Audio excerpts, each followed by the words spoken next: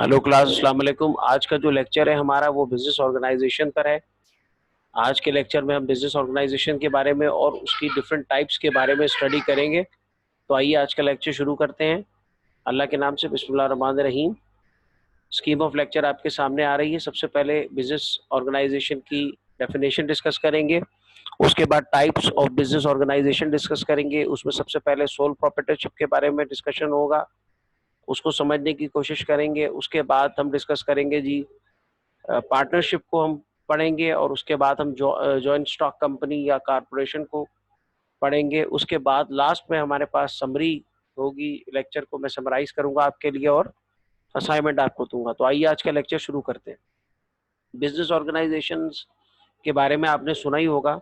हम जिस इन्वायरमेंट में रहते हैं, कॉर्पोरेट वर्ल्ड एक लफ्ज इस्तेमाल होता है, तो हमारे इर्द गिर्द हर जगह हर तरफ बिजनेस ऑर्गेनाइजेशंस ही मौजूद हैं। जैसे मैकडोनल्ड्स है, जैसे पिज़्ज़ा हट है, और भी डिफरेंट किस्म की बिजनेस ऑर्गेनाइजेशंस हैं। टेलीनॉर है, जैज है, ये सारी क्या है, यूफोन है, ये सारी पेप्सी है, कोका कोला है, ये सारी बिजनेस ऑर्गेनाइजेशंस हैं। और ये मार्केट में सर्विसेज एंड प्रोडक्ट्स जो है वो प्रोवाइड करती हैं ताकि कंज्यूमर उसको बाई करें, और उससे फिर ये ऑर्गेनाइजेशंस जो है वो प्रॉफिट अर्न करती हैं, और कंज्यूमर को फायदा ये होता है कि उसकी नीड्स एंड वांट्स जो है वो पूरी होती है। तो आइए बिजनेस ऑर्गेनाइजेशन को पढ़ते हैं और उसकी तारीफ को देखते हैं। एन ऑर्गेनाइजेशन दैट प्रोड्यूसेस और सेल्स गुड्स, कोई भी ऑर्गेनाइजेशन जो गुड्स को प्रोड्यूस करती है और उनको सेल करती है, और सर्विसेज या सर्विसेज को जो है प्रोवाइड करती है टू सेटिस्फाई, ताकि वो सेटिस्फाई कर सके नीड्स, वांट्स एंड डिमांड्स, लोगों की नीड को, लोगों की ज़रूरत को, लोगों की डिमांड को, ऑफ द कंज्यूमर्स। कंज्यूमर वो लोग होते हैं जो एंड यूजर होता है, जो कि प्रोडक्ट को या सर्विस को अवेल कर रहा होता है, वो कंज्यूमर कहलाता है। For the purpose of for the purpose of making profit, इसका जो पर्पज होता है सारी एक्टिविटी का, वो ये होता है कि वो ऑर्गेनाइजेशन जो होती है वो प्रॉफिट जो है वो अर्न करना चाहती है। इस कॉल्ड ए बिजनेस ऑर्गेनाइजेशन, वो कहलाती है जी बिजनेस ऑर्गेनाइजेशन। आइए इसको थोड़ा सा और डीप में जाके पढ़ते हैं, और दूसरी इसकी जो एक्सप्लेनेशन है उसको देखते हैं। आप business organization is an individual और group of people. Business organization या तो एक फर्द होता है या कुछ लोगों का मजमुआ होता है, that collaborate to achieve certain commercial goals, जो आपस में जो है वो एक दूसरे के साथ ताउन करते हैं, कोलैबोरेशन करते हैं, to achieve certain commercial goals, ताकि वो सर्टेन जो है वो कुछ अपने कमर्शियल गोल्स अचीव कर सके। कमर्शियल गोल्स यही होते हैं कि हमें जो है सारी बातों की एक बात के जाहिर है कि प्रॉफिट हमें अर्न करना होता है, तो हम चाहते हैं कि मैक्सिमम प्रॉफिट हमें मिले। तो उसके लिए हम इंडिविजुअल होता है या ग्रुप ऑफ पीपल होता है, वो एक कलेक्टिव एफर्ट करते हैं, मिलकर एक जिद्दोजहद करते हैं, स्ट्रगल करते हैं, ताकि वो मार्केट में एक ऐसी प्रोडक्ट ला सकें या एक ऐसी सर्विस प्रोवाइड कर सकें जिसको लोग खरीदें और उनको प्रॉफिट हो। Some business organisations are form to earn income for owners. कुछ ऑर्गेनाइजेशंस ऐसी होती हैं जो अपने ओनर्स को जो है वो इनकम प्रोवाइड करने के लिए बनाई जाती हैं। ऑर्गेनाइजेशंस का मकसद ये होता है कि ओनर जो है वो इनकम अर्न करे और प्रॉफिट अर्न करे। आपको मिसाल भी दी, पिज़्ज़ा हट है, मैकडोनल्ड है, ये मल्टीनेशनल कंपनीज हैं, पूरी दुनिया में ये मौजूद हैं, और इनके शेयर होल्डर्स होते हैं, इनके जो है वो शेयर्स होते हैं, ये बिजनेस करती हैं। सही है, तो ये बिजनेस ऑर्गेनाइजेशंस कहलाती हैं। आइए टाइप्स को देखते हैं। तीन तरह की ये बेसिक टाइप्स होती हैं। हर कंट्री में जाएं तो अलग अलग टाइप्स होती हैं बिजनेस ऑर्गेनाइजेशंस की, उन्होंने कर दिया है जी मुख्तलिफ। लेकिन अगर आप बेसिकली स्ट्रक्चर की बात करें तो तीन तरह का स्ट्रक्चर है ओनरशिप के लिहाज से। कि एक सोल प्रोप्राइटरशिप होती है जिसमें वन मैन शो होता है, सोलो, उसमें एक बंदा होता है खाली, वही ऑर्गेनाइजेशन को कंट्रोल करता है, वही उसको जो है वो उसका ओनर भी होता है, सारी उसकी जो रिसोर्सेज है उनको मैनेज भी वही करता है, सारे डिसीजन मेकिंग भी उस एक बंदे के पास होती है। अच्छा, फिर दूसरी तरह का स्ट्रक्चर ये होता है कि पार्टनर्स होते हैं ऑर्गेनाइजेशन में। एक ऑर्गेनाइजेशन है उसमें तीन चार पार्टनर्स हैं, और उन्होंने अपना अपना प्रॉफिट जो है वो अपना अपना हिस्सा उसके अंदर ऑर्गेनाइजेशन में लगाया हुआ है। वो कुछ कुछ परसेंट के पार्टनर होते हैं, 50-50 के होते हैं, तो वो 2 हैं, फिर उसमें 50 कोई 20-20% के बने हुए हैं, तो फिर इस तरह से उन्होंने पार्टनरशिप की हुई होती है और वो पार्टनर्स आपस में जो है वो कोलैबोरेट कर रहे होते हैं और उनका मकसद ये होता है कि वो इतना कैपिटल इकट्ठा कर लें कि वो बिज़नेस जो है वो अपना मार्केट के अंदर अपनी प्रोडक्ट लॉन्च कर सकें और उससे प्रॉफिट अर्निंग कर सकें। इसी तरह फिर जॉइंट स्टॉक कंपनी होती है, उसको कॉर्पोरेशन भी कहते हैं। ये जो होती है ना, इसे अब जैसे अगर आप बात करें सोल प्रोप्राइटरशिप की, तो इसमें तो सिंगल ओनर होगा ना, एक बंदा है वो ओनर है। सारी पावर डिसीजन मिक्सअप। पार्टनरशिप में क्या होगा जी, इसकी ओनरशिप जो है वो ग्रुप ऑफ पीपल के पास होती है, पार्टनर्स होंगे उनके पास होगी। वो पार्टनर जो हैं वो इस ऑर्गेनाइजेशन की तमाम तर जो फैसले हैं वो लेंगे और डिसीजन मेकिंग करेंगे, उनके पास कंट्रोल होगा, वो इसके ओनर होंगे। जॉइंट स्टॉक कंपनी जो होती है, इसके ओनर जो है ना वो इस कंपनी को चलाने वाले नहीं होते, सही। एडमिनिस्ट्रेशन या बोर्ड ऑफ डायरेक्टर टाइप का एक होता है जो कि इस कंपनी को रन करता है। ये कंपनी का जो ओनर होता है वो शेयर होल्डर्स होते हैं, सही। ये कंपनी लगाने से पहले मार्केट में वो शेयर्स फ्लोट करते हैं स्टॉक में और लोग फिर ब्रोकेजेस के थ्रू, ब्रोकर फर्म्स होती हैं स्टॉक एक्सचेंज में, उनके थ्रू शेयर्स बाई करते हैं और फिर वो उन शेयर्स पे बिजनेस करते हैं। वो शेयर्स को जब बेचते खरीदते हैं तो उसमें उनको ट्रेडिंग करते हैं तो उसमें उनको फायदा होता है। और एक ये कि इस जो शेयर्स होते हैं ये स्पेसिफिक पीरियड ऑफ टाइम तक अगर आप इनको होल्ड करते हैं तो उसके बाद फिर वो आपको उस पर डिविडेंड देते हैं, पैसे आपको प्रोवाइड करते हैं। ये आप देख रहे हैं, एक चार्ट आपको नजर आ रहा है, सही है ना। आपको पहले भी मैंने समझाया इससे पहले के जी टाइप्स ऑफ बिजनेस ऑर्गेनाइजेशन का जो बेसिक स्ट्रक्चर, वैसे बहुत सारी अलग अलग टाइप बना दी है। लिमिटेड लाइबिलिटी कंपनी, एलएलसी, तो जी वो अनलिमिटेड लाइबिलिटी कंपनी, तो जी पार्टनरशिप में भी जनरल पार्टनरशिप, तो फिर वो तो लेकिन ये बेसिक स्ट्रक्चर हमेशा यही रहा है कि ओनरशिप या तो एक बंदे की है, ये बड़ी सिंपलेस्ट फॉर्म है, फिर या तो कुछ बंदों ने मिलकर एक बिजनेस खोला है, या फिर जो है वो बिजनेस जो है वो बेसिकली आपने एक बोर्ड ऑफ डायरेक्टर्स है, एक जो है वो मैनेजमेंट है और उन्होंने मार्केट में शेयर फ्लोट किए, लोगों ने शेयर बाय किए और उन्होंने उस शेयर से उस बिजनेस को आगे बढ़ाया। तो यानी उसके ओनर शेयर होल्डर्स है और शेयर ऐसी चीज है जो बिकते बेचते खरीदते रहते हैं लोग आपस में, वो शेयर सेल करते जाते हैं और फिर दूसरे लोग उसको खरीद लेते हैं। और अगर वो शेयर होल्ड करके रखते हैं for specific period of time तो फिर उनको उस शेयर पे डिविडेंड मिलता है, कंपनी उनको पे करती है क्योंकि वो शेयर होल्डर है। तो जो प्रॉफिट आएगा उसमें उनका हिस्सा होगा, जो प्रॉफिट आएगा उसको डिविडेंड कहते हैं, वो उनको मिलता है।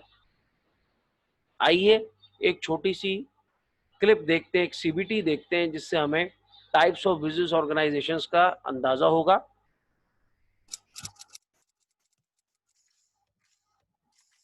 From an accounting perspective, the three most common classifications of businesses are the sole proprietorship, the partnership, and the corporation.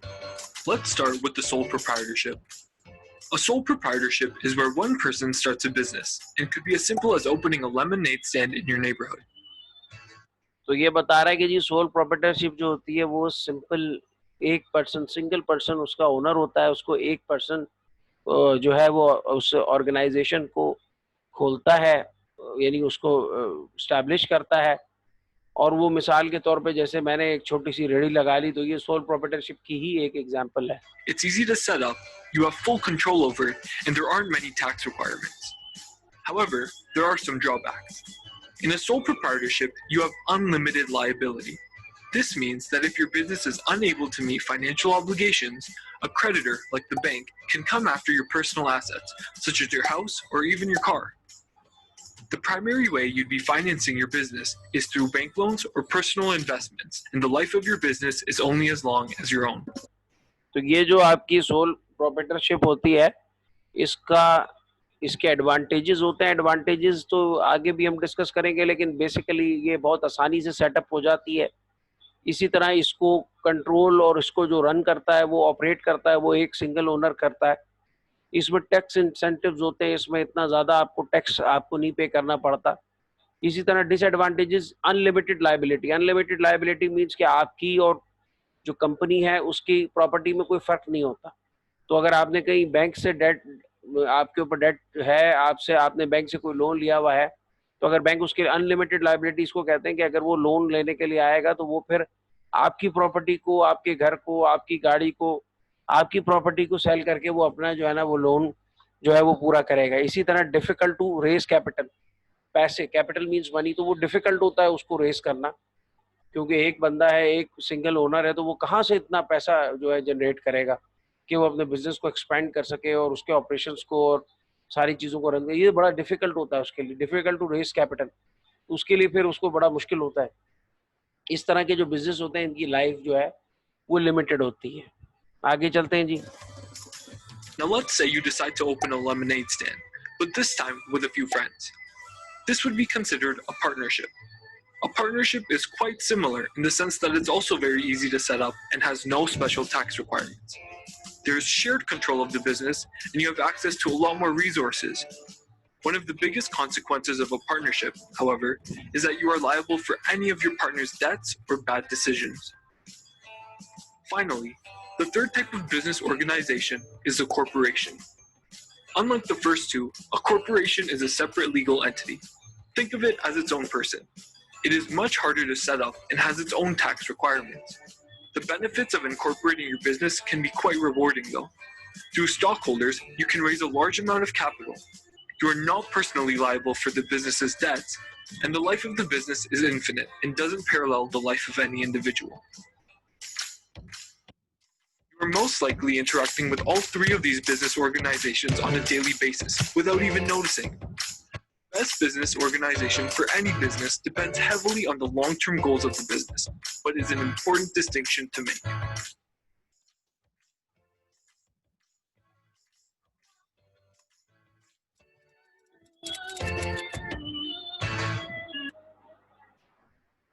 तो ये जी हमारे पास आ गई जी सबसे पहली टाइप, सोल प्रोप्राइटरशिप या soul trader. Sole proprietorship is a kind of business entity which is owned and controlled by one person only, who assumes the title of sole proprietor or sole trader. Sole proprietorship या एक business entity होती है, एक business organisation होती है जिसको एक single person own करता है और कंट्रोल करता है, जो कि अज्यूम करता है टाइटल सोल प्रोप्राइटर का या सोल ट्रेडर का। मिसाल के तौर पे कोई लॉजिस्टिक्स फर्म है और वो एक बंदा है, उसकी कुछ गाड़ियां हैं वो रन कर रहा है, तो वो सोल प्रोप्राइटरशिप में आती है, सारी प्रॉपर्टी उसके पास है। अगर उसके ऊपर कोई जो है वो लोन लेके उसने गाड़ियां ली हुई हैं, तो वो लोन जो है वो सारा उसने पे करना है, और अगर वो नहीं करेगा तो बैंक जो है वो उससे रिकवर करेगा, उसकी प्रॉपर्टी को सेल करके, उसके मकान को सेल करके, उसकी गाड़ी को सेल करके। इसको कहते हैं जी unlimited liability. A business owned, managed and controlled by a single individual is known as a sole proprietorship. वो बिजनेस जो एक पर्सन ओन करता है, मैनेज करता है, कंट्रोल करता है, वो सोल प्रोप्राइटरशिप कहलाती है। It is also known as sole trader, इसको सोल ट्रेडर भी कहते हैं। According to J.L. Hansen, J.L. Hansen was a very famous business person and business scholar, जिसने बिजनेस स्टडीज के ऊपर बुक लिखी थी, तो उन्होंने अपनी बुक में सोल ट्रेडरशिप की तारीफ ये बताई। Soul trader is a type of business unit where one person is solely responsible for providing the capital. ये एक ऐसी बिजनेस यूनिट होती है, इकाई होती है बिजनेस की, जिसमें एक पर्सन जो है वो रिस्पॉन्सिबल होता है कैपिटल जनरेशन के लिए, for bearing the risk of the organisation, और जो भी ऑर्गेनाइजेशन से रिलेटेड रिस्क है और वो सारे बेयर करने के लिए, and for the management of business, और बिजनेस को मैनेज करने के लिए। यानी एक ही बंदा है, वो मैनेजमेंट का फंक्शन भी कर रहा है, who is a risk taker also and he is generating the capital as well. तब वो कहलाएगा जी कि ये सोल ट्रेडर है या ये सोल प्रोप्राइटरशिप है। Sole means single and proprietorship means ownership. Sole का मतलब सिंगल होता है और प्रोप्राइटरशिप का मतलब होता है जी owner. It means only one person और one an individual is the owner of the business. इसका मतलब है कि एक ही पर्सन जो होता है वो इसके अंदर बिजनेस का ओनर होता है। Thus, the business organization in which a single person owns, manages, and controls all the activities of the business is known as sole proprietorship form of business organization. उसको sole proprietorship form of business organization कहते हैं। The individual who owns and runs the sole proprietorship business is called sole proprietor or sole trader. जो individual own करता है या run करता है sole proprietorship को, उसको कहते हैं जी sole proprietor या sole trader। तो आपने पढ़ा आपने समझा भी होगा कि सोल प्रोप्राइटरशिप बेसिकली क्या होती है, सोल ट्रेडरशिप क्या होती है। ये एक ऐसा बिजनेस होता है जिसको कंट्रोल करता है, मैनेज करता है, ओन करता है खाली सिंगल पर्सन। आइए इसके मेरिट्स देखते हैं। इसके अंदर यू आर द बॉस, इसके अंदर जो उस ऑर्गेनाइजेशन को रन कर रहा है वो बॉस है। You keep all the profit, सारे प्रॉफिट उसके पास जाते हैं। स्टार्टअप कॉस्ट आर लो, इसको स्टार्ट करने की जो कॉस्ट होती है वो लो होती है। यू हैव मैक्सिमम प्राइवेसी, आप सारी चीजें आपके कंट्रोल में होती हैं, आपके पास प्राइवेसी होती है, आप अपने बिजनेस सीक्रेट किसी से शेयर नहीं करते। Establishing and operating your business is simple, बहुत ही सिंपल होता है बिजनेस को एस्टैब्लिश और ऑपरेट करना। It's easy to change your legal structure later if circumstances changes. अगर आपको अपना स्ट्रक्चर चेंज करना है अपनी ऑर्गेनाइजेशन को, ये तो बड़ा आसान होता है। अगर लीगल स्ट्रक्चर अगर आपको चेंज करना है, मिसाल के तौर पे आपने उसको पार्टनरशिप बनाना है, आप कहते हैं जी कि मुझे काम को बढ़ाना है आगे, तो मुझे एक पार्टनर की भी जरूरत है जो और कैपिटल लेके आए बिजनेस में। तो वो बेसिकली क्या है कि ये बड़ा इजी होता है इसके अंदर। You can easily wind up your business, easily उसको वाइंड अप करके आप और बिजनेस को और जो आपकी प्रॉपर्टी है, जो आपके एसेट्स हैं, उनको सेल करके आप जा सकते हैं। क्योंकि ज्यादा लोग नहीं है पार्टनरशिप में, फिर ज्यादा लोग होंगे, इसी तरह शेयर होल्डर होंगे तो भी उसमें प्रॉब्लम आएगी। डिमेरिट्स क्या है सोल प्रोप्राइटरशिप के? You have unlimited liability of debts as there's no legal distinction between private and business assets. अब बेसिकली इसके अंदर जो सोल प्रोप्राइटरशिप होता है इसमें प्रॉब्लम ये होता है कि अनलिमिटेड लायबिलिटी होती है, यानी आप जो डेट्स होते हैं, आपके कर्जे होते हैं, उसके लिए आप जो है आपकी कोई बाइफिकेशन नहीं होती कि ये आपकी प्रॉपर्टी है और ये बिजनेस एसेट है, ये आपका प्राइवेट एसेट है। तो अगर बैंक्स को आप टाइम के ऊपर जो है वो अपने लोन उसके जो हैं वो अदा ना करें, कर्जे जो आपने लिए हुए वो अदा ना करें, डेट्स जो हैं, तो आपको जो है वो आपकी प्रॉपर्टी को भी बैंक जो है वो सेल कर सकता है ताकि आपकी ऑर्गेनाइजेशन जो भी बैंक के ड्यूज है उनको वो पूरा करें। Your capacity to raise capital is limited, आपकी जो कैपेसिटी होती है कैपिटल रेज करने की, कैपिटल मीन यहाँ पर मनी है, तो अगर आपने कैपिटल रेज करने की कैपेबिलिटी भी आपकी बहुत एक सिंगल इंडिविजुअल की कम होती है, तो वो फिर उसके लिए बड़ा डिफिकल्ट होता है, उसके पास लिमिटेशंस होती हैं। All the responsibility of making day to day business decision is your, सारी day to day business decisions जो होते हैं, फैसले जो करने होते हैं कि ये प्रोडक्ट कितनी मार्केट में लेके जानी है, ये प्रोडक्ट कितनी मैन्युफैक्चर करनी है, सही है, तो ये जो है ना ये आपके होते हैं अपने person. Retaining high calibre employees can be difficult, high calibre employees जो होते हैं उनको रिटेन करना, उनको अपने पास रखना बहुत मुश्किल होता है, यानी कि जो बहुत स्किल्ड किस्म के एम्प्लॉयज होते हैं जिनको बहुत अच्छा काम आता है, उनको रिटेन करना अपने पास बहुत मुश्किल होता है। वो जो एम्प्लॉयज होते हैं वो सारे के सारे बहुत जल्द जो है जब वो एक्सपीरियंस ले लेते हैं और उनको नॉलेज आ जाती है तो वो फिर भागने की करते हैं, तो ये बड़ा प्रॉब्लम होता है। फिर आपको उनको पैकेजेस देने पड़ते हैं, उनको मराद देनी पड़ती है रोकने के लिए। It can be hard to take holidays, और जाहिर है कि जब आप सिंगल पर्सन होते हैं तो आपके हॉलीडेज नहीं होते, आपको हर दिन मेहनत करनी पड़ती है। You are taxed as a single person, आपको as a single person tax किया जाता है आपकी प्रॉपर्टी के लिए, जो आपकी एसेट्स हैं उनके लिए, जो बिजनेस एसेट्स हैं और जो आपके प्राइवेट एसेट्स हैं उनके मिलाकर आपको टैक्स किया जाता है। The life of business is limited, इस तरह के जो बिजनेस होते हैं इनकी लाइफ लिमिटेड होती है। Partnership, a partnership is a business owned by two और मोर पीपल, ये एक ऐसा बिजनेस है, पार्टनरशिप जो होती है ऑर्गेनाइजेशन, एक ऐसा बिजनेस होता है जिसको दो या दो से ज्यादा लोग जो है वो ओन करते हैं। One major advantage of partnership is funding, इसका एक मेजर एडवांटेज ये होता है कि आपके पास जब लोग बढ़ जाते हैं तो ज्यादा फंडिंग आपके पास आ जाती है और आप अपनी ऑर्गेनाइजेशन को आगे ले जा सकते हैं। A type of business organisation in which two और मोर इंडिविजुअल्स पूल मनी, एक ऐसी बिजनेस ऑर्गेनाइजेशन जिसमें एक या एक से ज्यादा लोग मनी पूल करें, दो या दो से ज्यादा लोग मनी पूल करें, यानी मनी जो है वो पुट उसके अंदर इन्वेस्ट करें, स्किल्स अपने लगाएं एंड अदर रिसोर्सेज, और दूसरी रिसोर्सेज उसको प्रोवाइड करें, एंड शेयर प्रॉफिट, और फिर बाद में जो प्रॉफिट है उसको शेयर करें, एंड लॉस लॉस को भी शेयर करें in accordance with the terms of the partnership agreement, जो टर्म हुई है, कोई 50% का पार्टनर है, कोई 30% का पार्टनर है, तो जो 50% का पार्टनर है उसको 50% प्रॉफिट मिलेगा, जो 20% का पार्टनर है उसको 20% प्रॉफिट मिलेगा। ये कहलाती है जी partnership organization. Merits of partnership organization, इसके मेरिट्स क्या होते हैं, फायदे क्या होते हैं? टू हेड्स और मोर आर बेटर देन वन, दो या दो से ज्यादा लोग जो होते हैं वो एक से बेहतर होते हैं, वो डिसीजन मेकिंग अच्छी कर सकते हैं। लेकिन वैसे इंग्लिश का एक प्रोवर्ब भी है कि so many कुक्स spoil the broth, यानी बहुत सारे बावर्ची सालन सड़ा देते हैं। तो लेकिन यहाँ पार्टनरशिप में लोगों का ख्याल ये बिजनेस में कि जब आप 2 या 2 से ज़्यादा तादाद में लोग होते हैं तो वो बिजनेस को एक पर्सन से ज़्यादा अच्छी तरह, एक आदमी से ज़्यादा अच्छी तरह कंट्रोल जो है ना वो मैनेज कर सकते हैं और वो उसको ज़्यादा तरक्की दे सकते हैं, डेवलपमेंट और आगे ले जा सकते हैं।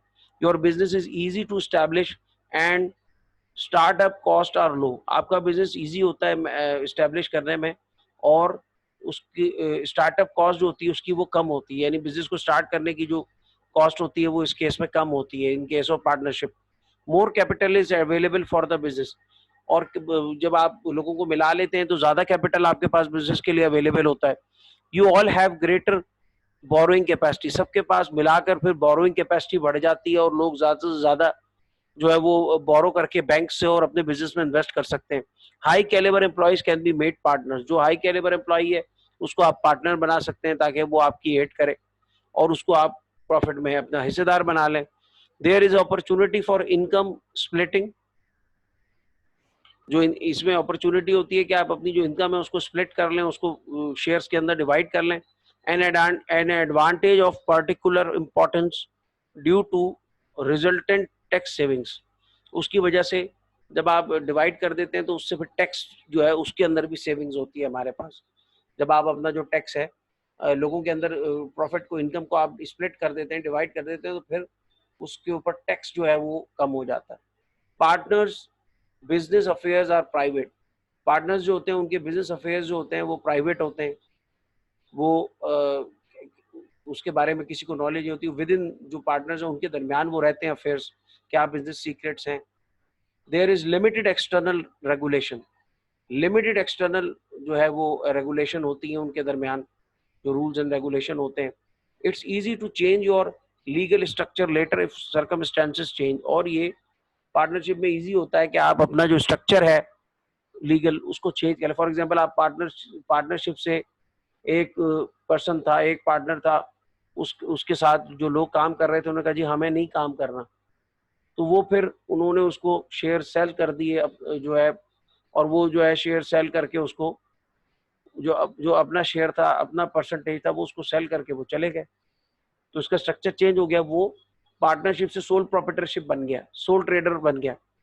सही है, तो ये फिर इजी होता है इसके अंदर करना। डिमेरिट्स, हर चीज के फायदे के साथ उसके नुकसानात होते हैं जिनको डिमेरिट्स कहते हैं। The liability of the partners for the debts of the business is unlimited, liabilities जो होती हैं पार्टनर की, जो हमने कर्जे लिए होते हैं, डेट्स लिए होते हैं बिजनेस के लिए, वो अनलिमिटेड होती है। यानी कि जो पार्टनर्स हैं, अगर एक बंदे ने कर्जा लिया है बिजनेस के लिए तो वो सारों के ऊपर जब रिटर्न होगा तो वो सारों ने करना है। सही है, तो वो सारों पर हर चीज आएगी। अगर एक बंदा जो है लॉस करता है कहीं पर तो वो सारों ने उसको बेयर करना है लॉस को, गलत डिसीजन मेकिंग करके।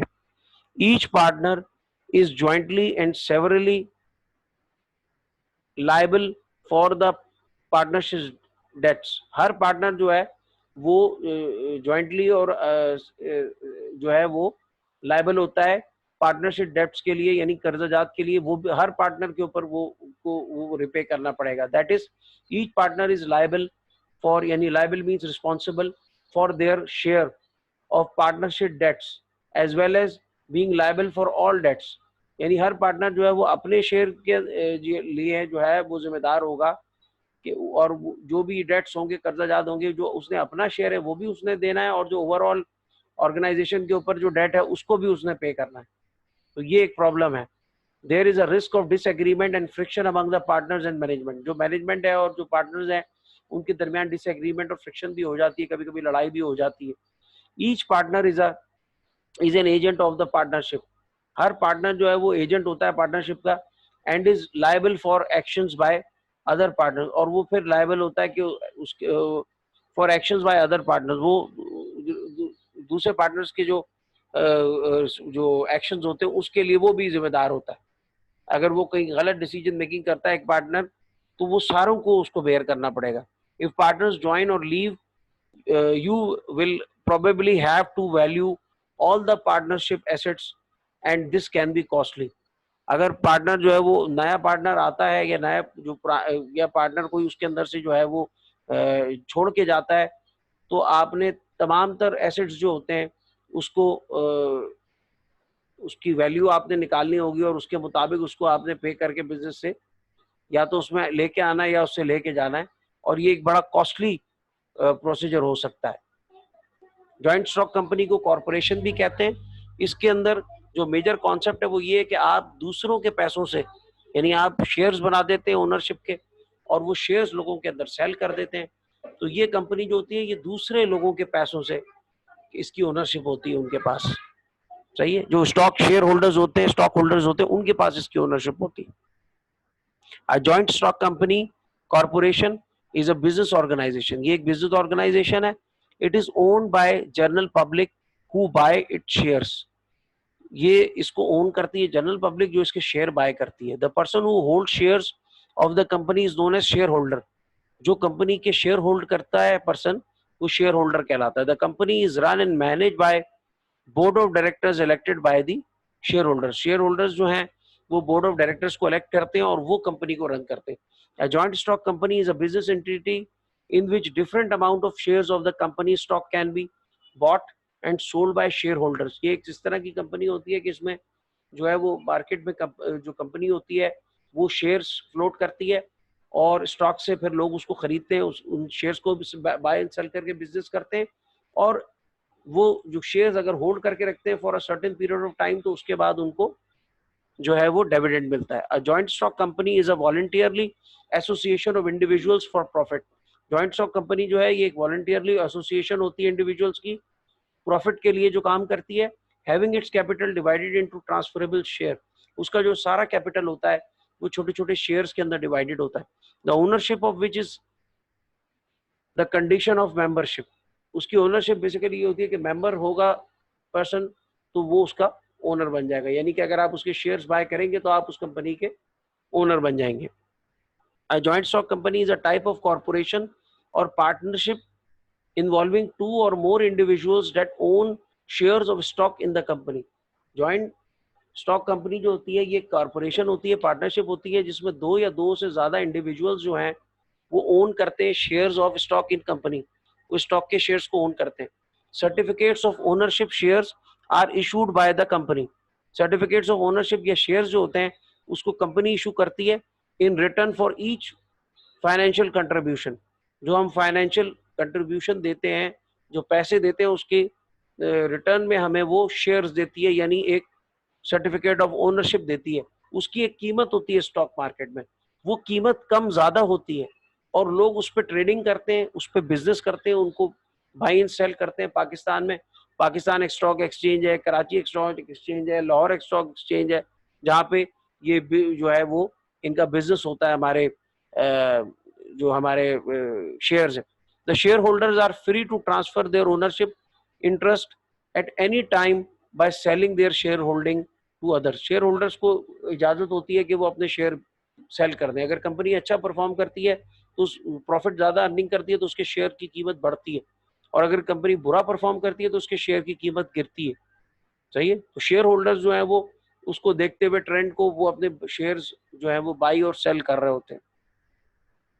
Merits of joint stock company, mobilisation of large resources. इसके जो मेरिट्स होते हैं उनमें क्या है जी, ये क्योंकि कैपिटल ज्यादा होता है, पैसा ज्यादा होता है, लोगों से शेयर्स बेच बेच के बहुत ज्यादा पैसा इकट्ठा कर लेती है ये कंपनी, तो मोबिलाइजेशन ऑफ लार्जर रिसोर्सेज को ये मोबिलाइज कर सकती है एक जगह से दूसरी जगह. जैसे लकी सीमेंट है, जैसे अटक सीमेंट है, जैसे कोट अद्दू पावर प्रोजेक्ट है. सही है, जैसे बहुत सारी कंपनीज हैं जो स्टॉक एक्सचेंज के अंदर इन है और उनके मार्केट में स्टॉक भी कहते हैं, स्टॉक होल्डर्स भी कहते हैं, स्टॉक्स ये उनके शेयर्स मार्केट में फ्लोट हुए हैं और लोग बाई एंड सेल करके उनसे बिजनेस कर रहे हैं. सेपरेट लीगल एंटिटी, ये बिल्कुल एक सेपरेट लीगल एंटिटी होती है. अगर टेक्निकली लीगली देखा जाए तो ये एक इसको आर्टिफिशियल पर्सन कंसिडर किया जाता है. लिमिटेड लायबिलिटी होती है इसकी, इसमें आप सारे चीजों के लायबल नहीं है. आपने जो शेयर अपना बाय किया हुआ है, अगर कंपनी लॉस में जाती है तो वो फिर शेयर जो है उसकी प्राइस ऑटोमेटिकली फॉल कर जाएगी. लेकिन इसमें लायबिलिटी वो नहीं होती कि आपकी पर्सनल प्रॉपर्टी पे नहीं आएगी. वो अगर उसको नुकसान होगा तो वो आपके जो कंपनी है, जो उसके जो है वो अगर डेट्स बैंक के मिसाल के तौर पे इसने कर्जे नहीं दिए हैं, डेट्स अपने पे नहीं किए हैं, तो फिर क्या होगा? बैंक इस कंपनी की प्रॉपर्टी को सेल करके और उनसे जो है वो क्या कहते हैं क्या कहते हैं रिकवर करेगा। लेकिन आप पार्टनरशिप और जॉइंट आप सोल प्रोप्राइटरशिप में देखें तो वो अनलिमिटेड लायबिलिटी है, वो आपकी प्राइवेट और बिजनेस एसेट्स को डिफरेंशिएट नहीं करेगा वहां पे बैंक, उनको भी सेल करके और आपसे जो है ना वो पूरा करेगा अपने लोन के पैसे।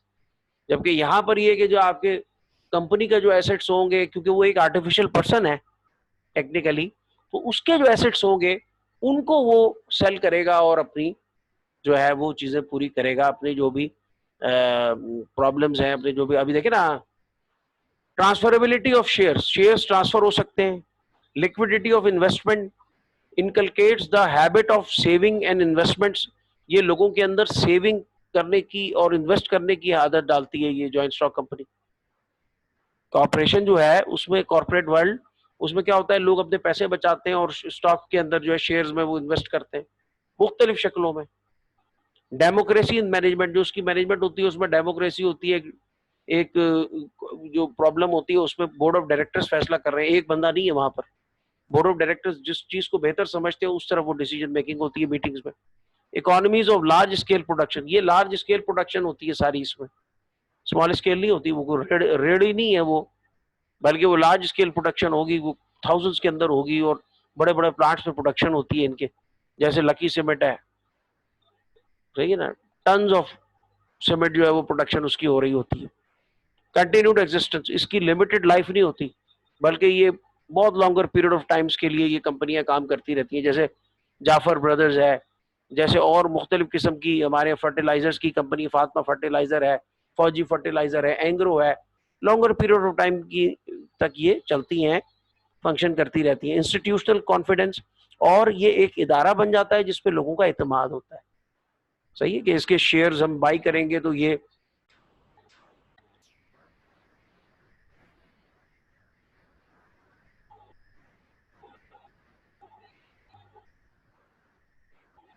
इसके शेयर्स हम बाई करेंगे तो वो जो है वो हमें उससे डिविडेंड भी मिलेगा, हमें बेनिफिट भी होगा।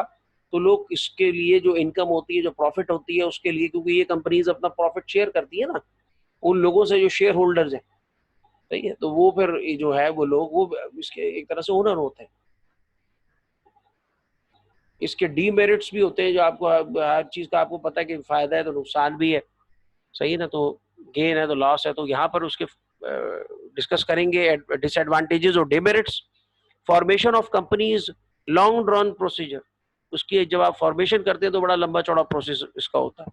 High degree of government interference, इसमें पॉलिसीज होती हैं, लीगैलिटीज होती हैं, लीगल यानी कि लॉ से रिलेटेड, तो उसमें बहुत ज्यादा गवर्नमेंट इंटरफेरेंस होता है जी। Inordinate delays in decision making, फिर डिसीजन मेकिंग में बहुत ज्यादा डिलेज आते हैं, लोग जो है वो उसमें जो है वो डिसीजन मेकिंग में बड़ा टाइम लगता है इसमें, और डिले जिसे कह रहे हैं हम लोग, उसमें टाइम बहुत ज्यादा कंज्यूम होता है डिसीजन मेकिंग में। जाहिर है कि डेमोक्रेसी है, लोग कहते हैं जी ये कर लें, फिर कहते हैं नहीं ये कर। ओलिग्रेसी इन मैनेजमेंट, ओलिग्रेसी मीन्स के, ओलिगार्सी मीन्स होता है कि जी चंद लोग हैं उनके पास सारी पावर है, वो डिसीजन मेकिंग कर रहे हैं। ऐसा होता है ना, कुछ कंट्रीज हैं जिनमें थोड़े से लोग हैं, उनके पास सारी पावर है और वो उस कंट्री की सारी जो चीज है उसके सैर सफेद के मालिक हैं। यानी मुट्ठी भर लोगों के हाथ में डिसीजन मेकिंग की पावर हो तो उसको ओलिगार्सी कहते हैं। तो ओलिगार्सी इन मैनेजमेंट होती है कि चंद लोग होते हैं ऑर्गेनाइजेशन के जिनके पास जो है मैनेजमेंट के, जिनके पास पावर होती है और वही सब कुछ कर रहे होते हैं। लैक ऑफ इनिशिएटिव, इस तरह की ऑर्गेनाइजेशंस में इनिशिएटिव मीन्स के जो फर्स्ट स्टेप लेना होता है किसी भी इनोवेशन की तरफ, नोवेलिटी की तरफ, नई चीज की तरफ, वो बड़ी लैक करती है इसमें। Lack of responsibility and commitment, इसमें जाहिर ओनर्स जो हैं वो तो बेचारे दूसरे लोग हैं, वो तो शेयर होल्डर्स हैं। तो फिर इस तरह की ऑर्गेनाइजेशन में, और वो चलाए इसको बोर्ड ऑफ डायरेक्टर रहा है, मैनेज इसको कोई और कर रहा है, तो लैक ऑफ इसमें फिर रिस्पॉन्सिबिलिटी लोग नहीं लेते, कमिटमेंट उनका उस लेवल का नहीं होता ऑर्गेनाइजेशन के साथ, जैसे कि वो अगर सोल प्रॉफिटर होती तो वो करते या पार्टनरशिप में वो करते। कॉन्फ्लिक्टिंग इंटरेस्ट, लोगों के जो मफाद हैं वो एक दूसरे के साथ, और ऑर्गेनाइजेशन के जो मफाद हैं उसके जो गोल्स एंड ऑब्जेक्टिव्स हैं वो एक दूसरे के साथ जो इंटरेस्ट जो हैं वो कॉन्फ्लिक्ट कर रहे होते हैं।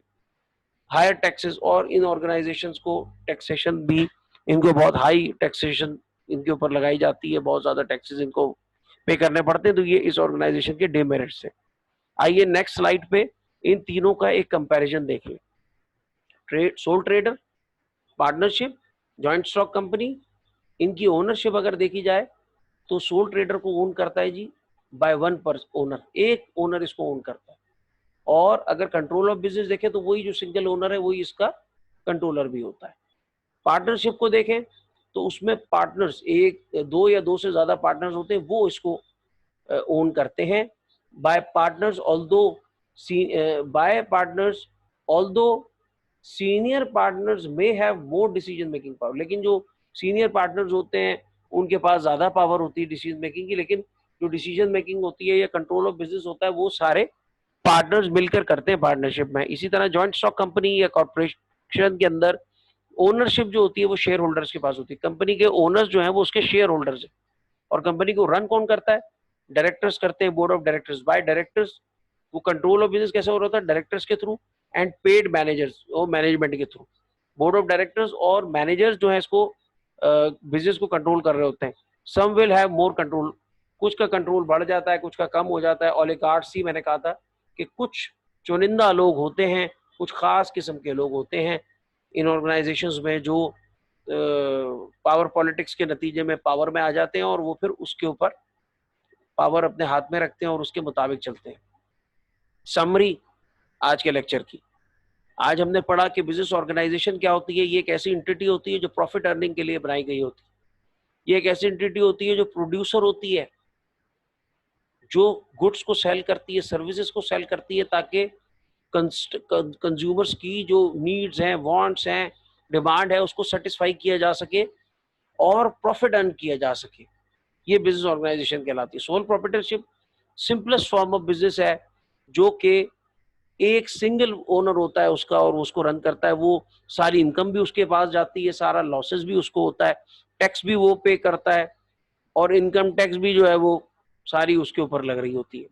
A partnership is a formation of a business between two और मोर पीपल। जब दो और दो से ज्यादा लोगों के दरमियान बिजनेस की जो है वो लगी होती है, हमारे पास दो और दो से ज्यादा लोगों की जो है वो एक ग्रुप होता है, तो वो पार्टनरशिप कहलाता है। As partners these individuals share management of the business as well as any profits and losses. ये पार्टनर के तौर पे इंडिविजुअल ये मैनेजमेंट भी शेयर करते हैं और ये बिजनेस की, और ये प्रॉफिट और लॉसेस भी शेयर करते हैं। जॉइंट स्टॉक कंपनी जो है वो एक कॉर्पोरेशन होती है, पार्टनरशिप की तरह की पार्टनरशिप होती है, जिसमें दो या उससे ज्यादा इंडिविजुअल्स होते हैं जो कि दैट ओन शेयर्स, जो कि शेयर ओन करते हैं of stock in the company. वो कंपनी के अंदर शेयर ओन करते हैं। ये इसके जो ओनर्स होते हैं वो शेयर होल्डर्स होते हैं एक्चुअली।